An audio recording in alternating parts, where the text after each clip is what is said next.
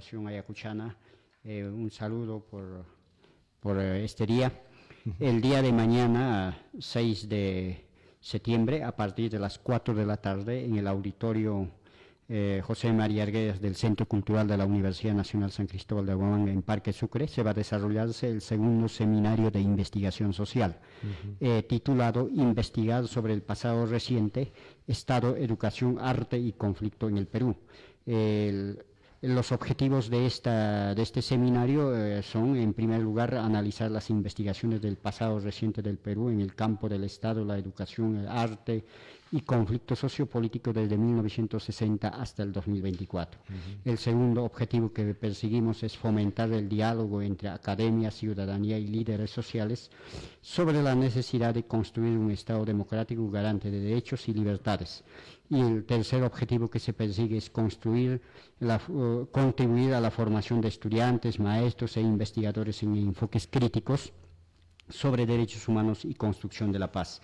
Los organizadores de este evento son el Fondo Editorial del Instituto para la Investigación Social del Perú, el colectivo Cachcanirajmi y nos auspicia el Centro Cultural de la Universidad Nacional San Cristóbal de Huamanga. Algo importante para los que van a participar es se otorgará la constancia a los asistentes. Entre los ponentes, que se ha dividido en dos mesas. La primera mesa con la temática Memoria, Educación y Conflicto Armado Interno, con una pregunta: ¿cómo enseñar lo que vivimos? Estará a cargo del doctor Anatolio Huarcaya Barbarán, docente de Filosofía de la Universidad Nacional San Cristóbal de Huamanga. Va a estar Vitka Vanessa Padilla, de FEREMIA, Federación de Mujeres Indígenas de Ayacucho. También va a estar la magíster Teresa Cárdenas López, antropóloga e investigadora. Va a estar Denis Guillén Zulque, expresidente de la Federación de la Universidad Nacional San Cristóbal de Huamanga. En la segunda mesa, titulado Arte y Cultura entre voces primitivas y voces críticas, va a estar la doctora Fabiola Escárzaga, docente de la Universidad Autónoma Metropolitana Unidad Xochimilco de México. También va a estar mi persona, Moisés Osorio Boleje, en mi condición de investigador del quechua y cultura andina. Va a estar Beto Pérez Martínez, del colectivo Cachcaniraj, mi estudiante de la Universidad San Cristóbal de Huamanga. Entonces, este es un evento de ingreso libre.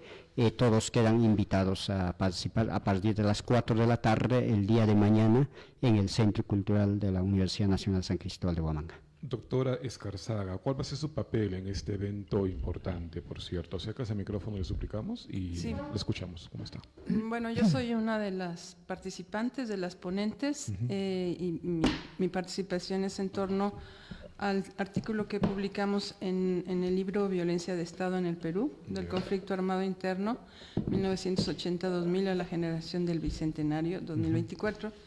Y mi tema es Voces permitidas en el conflicto armado interno de Perú, Lurgio Gavilán y José Carlos Agüero. ¿Cuál es el resultado de su investigación en todo esto? Bueno, yo he seguido desde hace 30 años los procesos políticos en Perú, y esto tiene que ver con la manera en que el Estado está limitando la posibilidad de acceder a las distintas versiones y voces sobre el conflicto. Estos dos autores me parece que son importantes porque han logrado como romper un cierto cerco y hablar de sus experiencias, ¿no? En el caso de Agüero, la de sus padres, las razones de sus militancias y las consecuencias, y en el caso de Lurgio Gavilán, pues toda su trayectoria en el proceso, ¿no? Desde niño guerrillero del Sendero Luminoso hasta la actualidad como antropólogo, pasando por el ejército, pasando por la iglesia, en fin. Entonces, estos dos personajes pueden hablar de sus experiencias, lo que otros autores no pueden hacer, o simplemente no hay espacio para que se expresen, o sus textos son marginados, son satanizados, y ellos han podido abrir esa brecha. Entonces, bueno, un poco sobre cuáles son las condiciones que permiten ese proceso. Ahora, nos interesa mucho saber su opinión, toda vez que una cosa es la mirada que da el peruano que vivió en Ayacucho en aquellos años, y otra cosa es la mirada que da una persona desde fuera. ¿Cuál es su análisis y también en relación a las últimas normas que está sacando este gobierno, que justamente atenta contra derechos de muchas personas que están buscando justicia? Bueno, desde afuera, digamos que las cosas se ven más fácilmente, claras, ¿no? ¿no? Sí, con más distancia. Desde mi abordaje yo he tratado de entender el porqué del conflicto.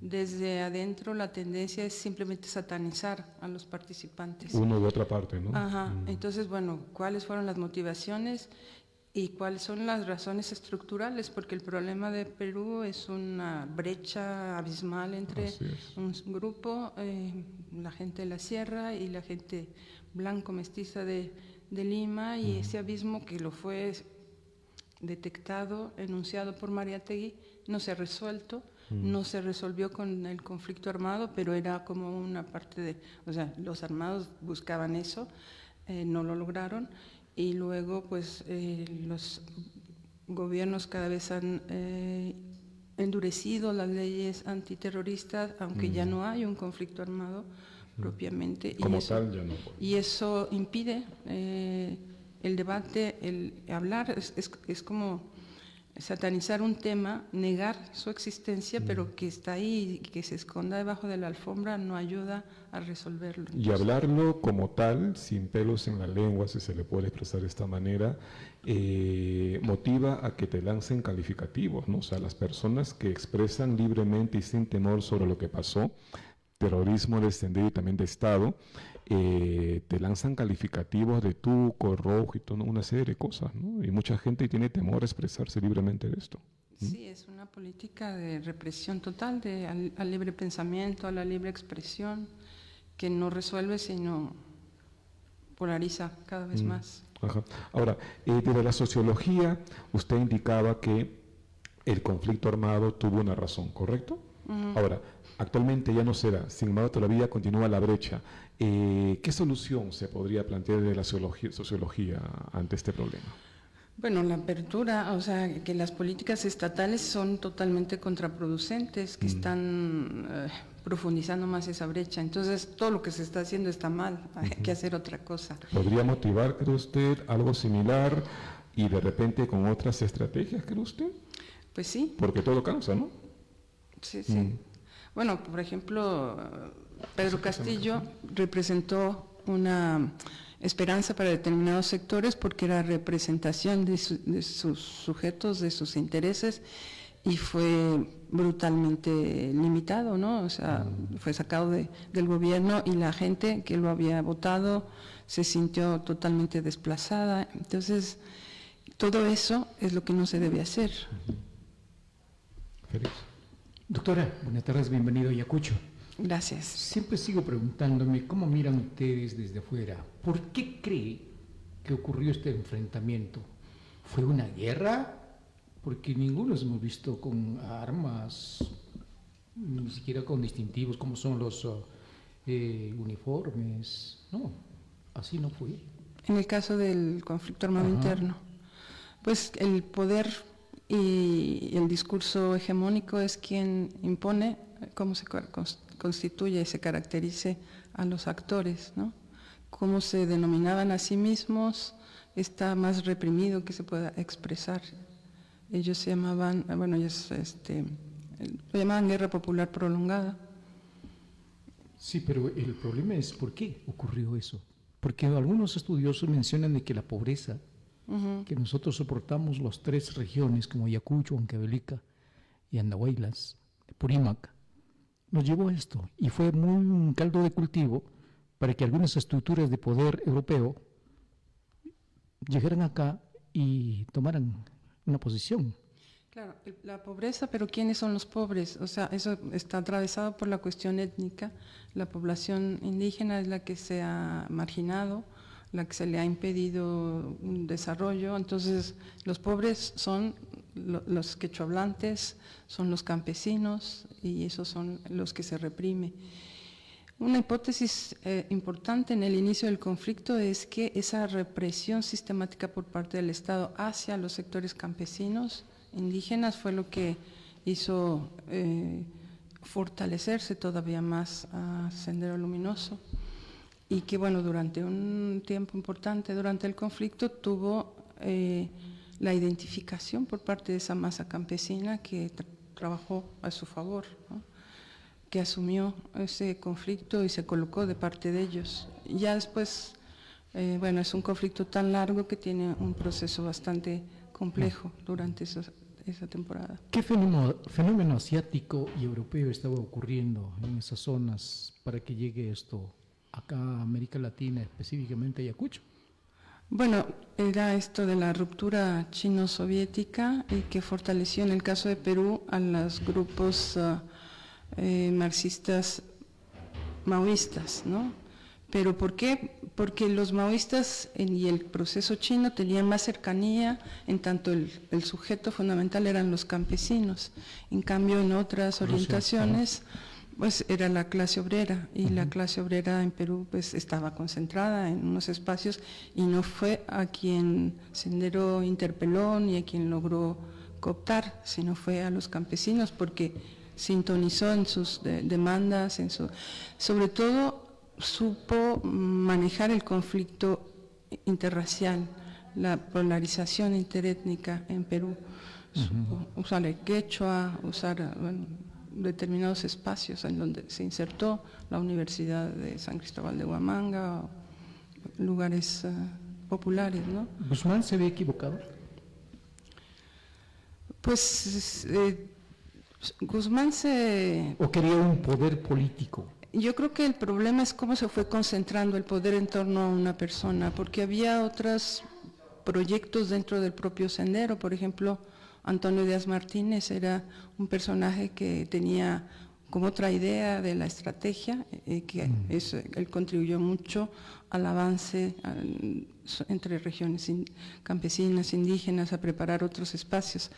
Pero el autoritarismo de la dirección de Abimael Guzmán, yo creo que fue lo que fue empobreciendo, volviendo cada vez más amenazante para las propias gente que había convocado en un inicio, ¿no? O sea, una estrategia muy violenta, muy autoritaria, arbitraria, y que fue lo que llevó a su perdición al final. Porque ahora la guerra es étnica y mayormente ahora, ¿no? Y incluso esto de la discriminación, porque nosotros somos multilingües y somos gente de diferentes colores, costumbres, somos ricos en todo. Y eso al parecer no entendieron, ni nos entienden hasta ahora. Claro, sí, es que es parte de ese abismo, ¿no? Cultural. ¿Es estructural? Estructural, sí. Entonces, parcialmente Sendero logró capturar unos elementos que le sirvieron para crecer, pero al final no le reconocía la condición de sujeto político a la población indígena, y era simplemente controlarla, utilizarla, un poco como hacían otros partidos de izquierda o de derecha, y lo siguen haciendo. ¿Qué va a compartir usted en el auditorio? Bueno, como este contexto que permite la aparición de estos dos autores, ¿no? Agüero y Gavilán, como expresión de una voz permitida dentro del contexto intelectual peruano, limeño, ¿no? Y porque, como ocurre, de alguna manera ambos tienen cercanía con Carlos Iván de Gregori, que es como el gran intelectual que sabía sobre el conflicto, y bueno, como esa es parte de la Comisión de la Verdad. Entonces, como hay un elemento intelectual que se va posicionando en contra de Sendero, y eso le abre ciertas puertas, pero por otro lado hay una debilidad en tanto no se confronta realmente al Estado, y el Estado, los gobiernos más recientes marginan esas voces y esa posibilidad de expresión. Al señor Lurgio, ¿desde qué punto van a tomar como visión, como ejemplo o motivo de discusión, motivo de compartir? ¿Cómo qué? ¿Como pobre? ¿Como docente? ¿Como religioso? ¿O como intelectual académico? Bueno, como hijo de campesinos ayacuchanos, quechohablantes, ¿no? Que es inicialmente como lo copta Sendero Luminoso, y que él se incorpora buscando al hermano mayor. Y digamos, para mí es interesante ver de qué manera esa población indígena estuvo integrando Sendero. el argumento o la historia de Lurgio pues es cómo fue forzado, cómo básicamente eran muy violentas las formas de cooptación y de permanencia en la organización, y que él se va porque le salva la vida este militar, y digamos es quien lo libera, el ejército lo libera, o ese militar en particular le perdona la vida y lo libera del yugo de Sendero. Y después él decide librarse del yugo del militar, convirtiéndose en parte de una congregación religiosa.